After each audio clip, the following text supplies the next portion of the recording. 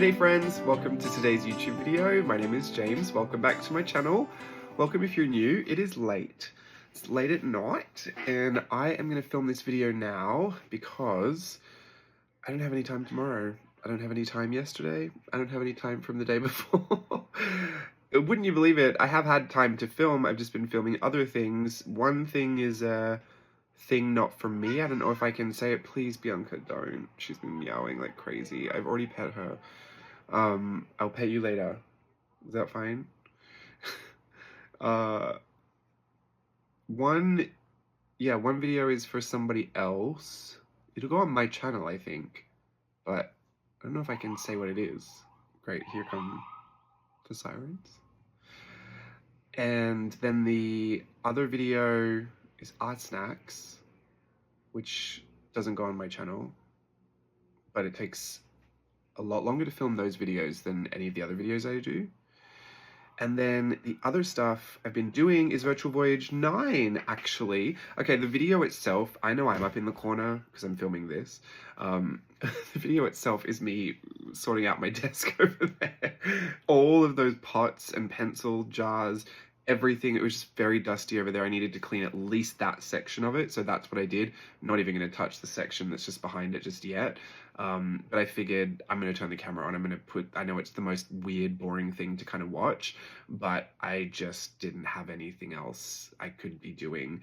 Even the journaling that I'm doing is so wrapped up in this workshop that I just don't want to give it all away and accidentally, show you what is coming. But I've been working in this. If you saw my mermaid, what's it called? Mermaid journal. I did it in one of these. This was a hardcover version of the Daisy Ween prompt books that we did a couple years ago. And these were the author copies. They have this band across that says not for resale. Actually, funny here, I have this too. This just arrived. This is my Collage Club reference catalog. It's another author copy, so it says not for resale. Look how thick this is. This is everything we've done in Collage Club from the beginning up until literally this month, because the mermaid stuff is in there. So if you've been a member of Collage Club, I made this reference catalog for myself just so that I could flip through it and enjoy all the pictures and just have a great time. Also, it's a lot easier for me sometimes to check if I've done something from a certain month. I can see it a lot easier than zooming into all of the digital files. It's either way. The back catalog is actually kind of easier to look through sometimes, but I wanted to have a physical copy of everything.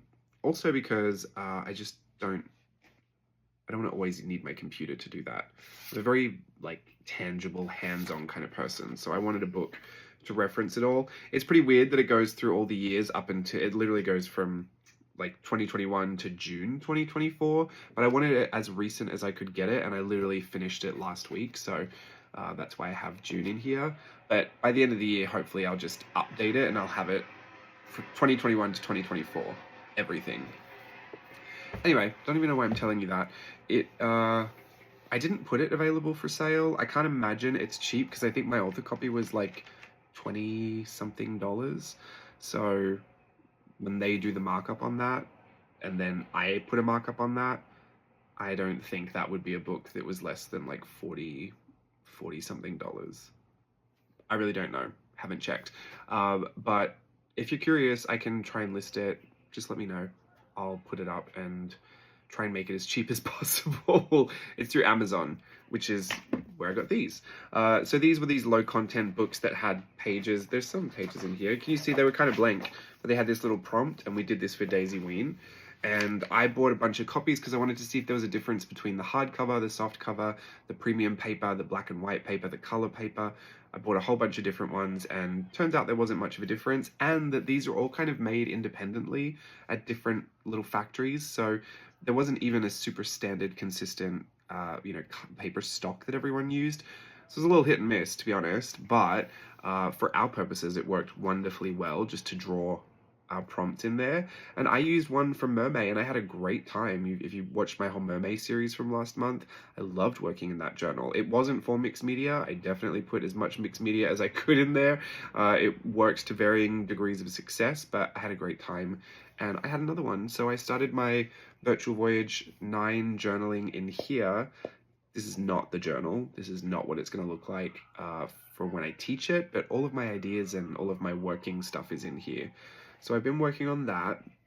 That has been great, but my mind is in there. And even to do other journaling, like I'm so far behind in my Hobonichi 5-year techo, it's not funny. I had to make a list of dates and like cross them off. And I know what happened on what day, and I have photos in my camera roll that are dated to certain days with screenshots of things that I thought, oh, this is something I want to remember. So it's been okay. I've been able to prompt myself into writing what had happened, but I just don't like to get that far behind. I'm like over a month behind. Let's just be real. Over a month. It's not quite 2 months, but I don't think I did anything in May. It was all Mermay. And that's, you know, it's one of those weird things about journaling is like, I love all these different journals, but sometimes my focus just really dives hard into one. The 5-year is, you know, I've literally done a whole 5-year journal. This is not a routine for me, but you can still fall out of patterns. You can still fall out of your routines. And that one is the only one that kind of like sits in the back of my brain because it's, you know, my commitment to it is ongoing. And it is stressful to fall behind because it takes a lot of effort to catch up. However, I don't try to stress myself with it. I've caught up from worse before, and it's certainly fine. But all the other journals, I don't feel those stresses for because I lean into whichever one I want to do at the time. So I'm usually not feeling stressed about any of it because I want to do it and I get in there and I do it. But yeah, that's the only one that really kind of causes me a bit of stress. Sometimes my planner, if it's not up to date, because that ruins all my other plans. But my planner's usually up to date. That's when I get to every time something changes. The Virtual Voyage 9 is, I made a little announcement on it. This won't be like a whole information video on it, but it's called Me, Myself, and I is the theme for that. I put it on Instagram. It was kind of like a little teaser, but you can see on the front of my journal, it's called Me, Myself, and I, and we will be exploring ourselves. It's very self-focused. You are the theme. I am my own theme. You will be your own theme if you play along, and it's past, present, and future. So you from the past, you right now, and the you you're going to become, or wish to become, or think you might become. Who knows? I don't really know. That's the future part, so we don't know that one. But I've catered the content to be very, you know, self-reflective. It's not super deep. Like it's not I wouldn't say it's like an exploration of self. I think visually it's going to be kind of lighthearted, and it's going to be very, well, I'll just tell you this. We're looking at children's book illustrators. So Sir Quentin Blake, Fireworks have started, Dr. Seuss, Ludwig Bemelmans, I hope I said that correctly. I'll say Ludwig because I just don't even know if that's how you say it. But there's another artist that I can't pronounce the name of. We're going to look at those. You know, there's much more of a heavy Sir Quentin Blake kind of emphasis on it at the moment. I don't know if it'll stay that way, but I'm not surprised because much like my interest in Tim Burton, so Quentin Blake, he is most famous for his work with Roald Dahl. And we looked at him in Virtual Voyage 4 as well. His work is so intuitive and looks very naive. Like I love one of the quotes that I'll just read it to you. Look, we're starting Virtual Voyage 9 right now. In my little notes here.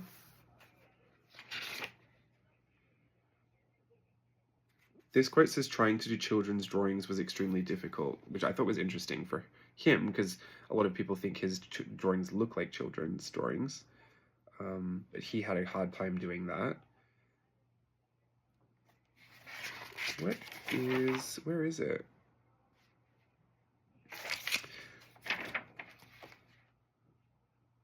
Maybe it's not here. Or was it about somebody else? It couldn't have been about Dr. Seuss.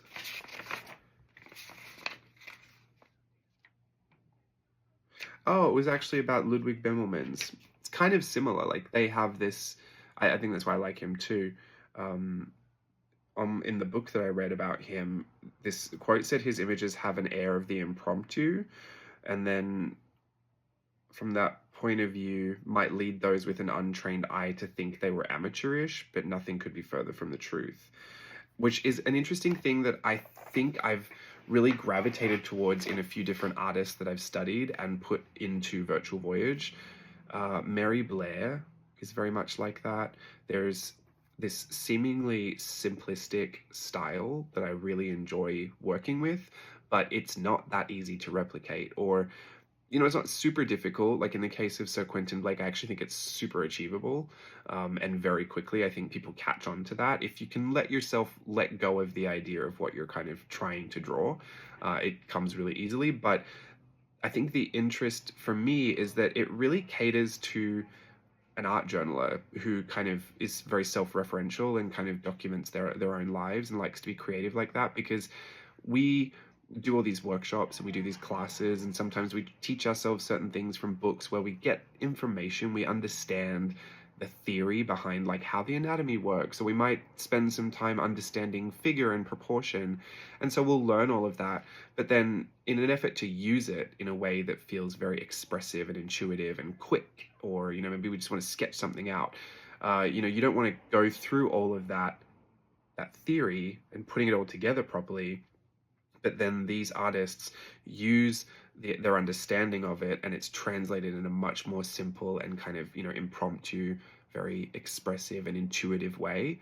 And I think that's what I really like about it, because it doesn't forsake all of the things that we get taught and that we learn from other people.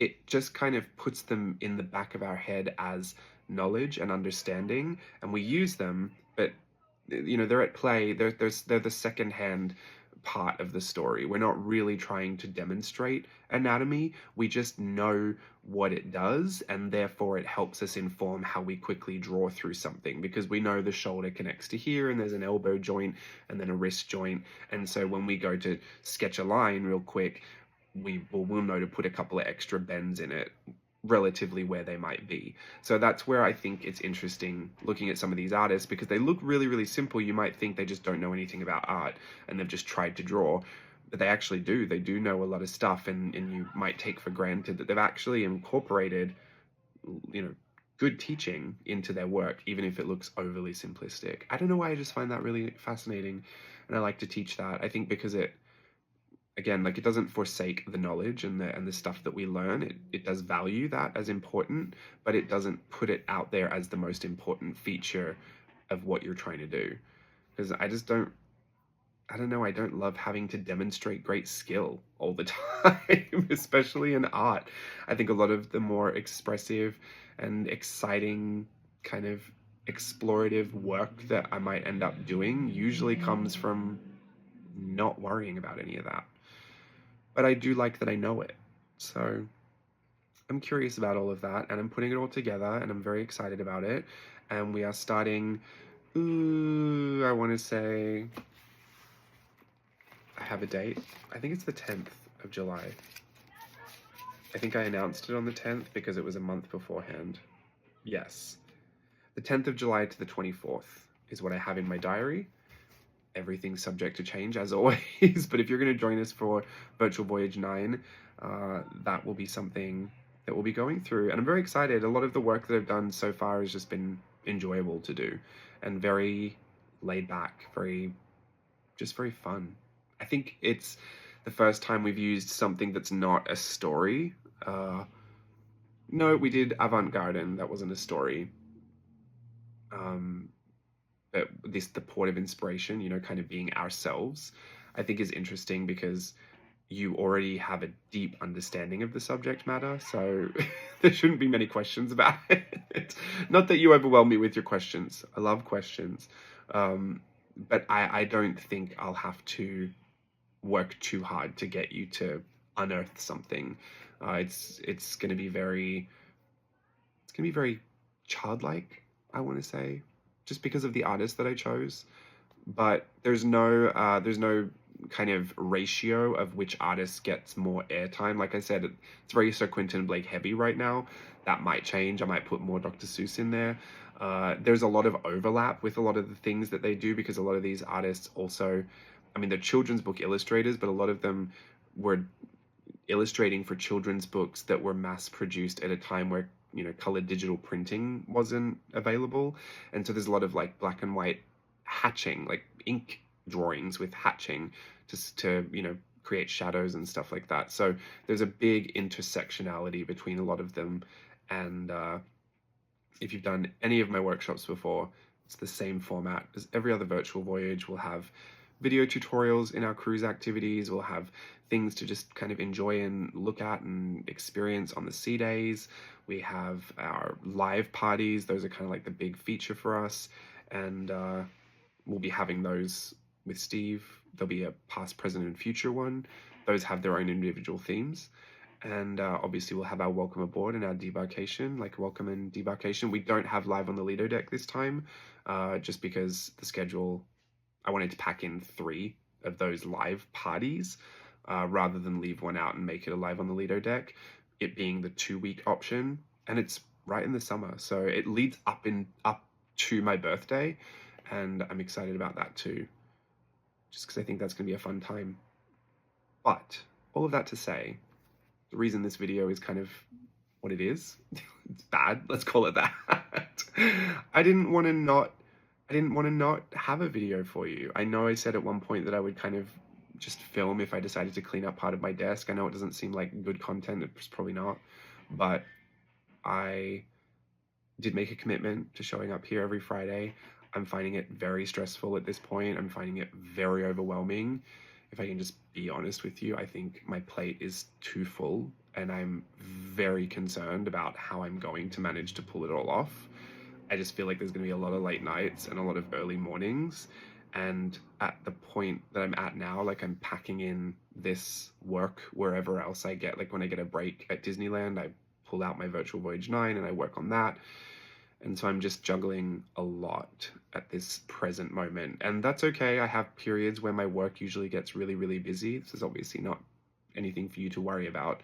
But just to let you know, like if I go a little quiet on social media, or alternately, if I go super heavy on social media, that's usually a way I procrastinate and reclaim some of my time.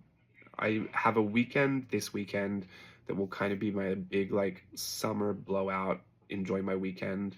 There's a beach party pride thing that we're doing, so that'll be like a nice experience to have, and then I'll just be working non-stop after that. I'll try and take a break here and there, but it was not even just this. It was, I was filming a self-tape earlier this week, and self-tapes are hard because you have to learn it.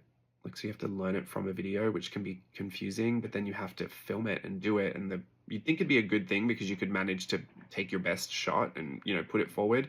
But then you just become hypercritical. You're like, oh, it could have been better. It could have been better. Let me refilm it. It could have been better. I'll film it again. I'd just rather be in person, but didn't have that option this time. And I already received a rejection email for that. So I say I took it really well, because I feel like in the past that would have really upset me. But I do have faith, because I don't know what this show was. It was just kind of like an open call for something. I have faith that I wasn't picked because it just wasn't right for me. So I'm happy to move on from that and just accept it at that. And I do really appreciate when companies tell you that you haven't made it, because sometimes you're just waiting for months for an email that you're never going to get. And then you're like 2 months in, you think, oh, I guess it didn't work out. Maybe though. You still always keep an option open, but it's not. You just didn't get it and they don't tell you. So I appreciated that. But that was for Universal Studios Japan, which, fun fact, when I left high school was one of the first auditions I went to. And I'm not even, I was still in high school. For Universal Studios, I auditioned for Wicked. They had a Wicked show out there. And I got an offer for that. It was like the very first offer I had.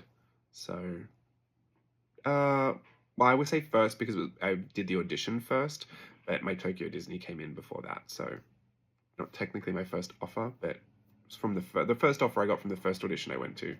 So that was a fun little thing. But I've never made it out there. I've never made it out to do any contracts out there. I have visited once, had a good time out there. But yeah, who knows? Who knows what's going to happen? I'm just still committed to kind of seeking out opportunities and putting myself up for them, see what happens. But until something does, you're just going to hear me go through the journey, and hopefully you're enjoying that. It's wrapped up in all my journaling. It's the thing that I journal about the most these days. I used to journal about journaling, so now I've got a break from that. I journal about dancing. But I'm having a good time. I'm just a little overwhelmed. So apologies if you didn't find this very exciting to watch. I wanted to honor my commitment to showing up, and this really is the best that I could do. So hopefully I can do better next week. Fingers crossed. At this point, I'm really committing to Virtual Voyage 9 and getting that done properly. So I'll do my best, and thank you in advance for your patience and understanding. Have a great weekend, everyone. I'll see you again soon. Bye.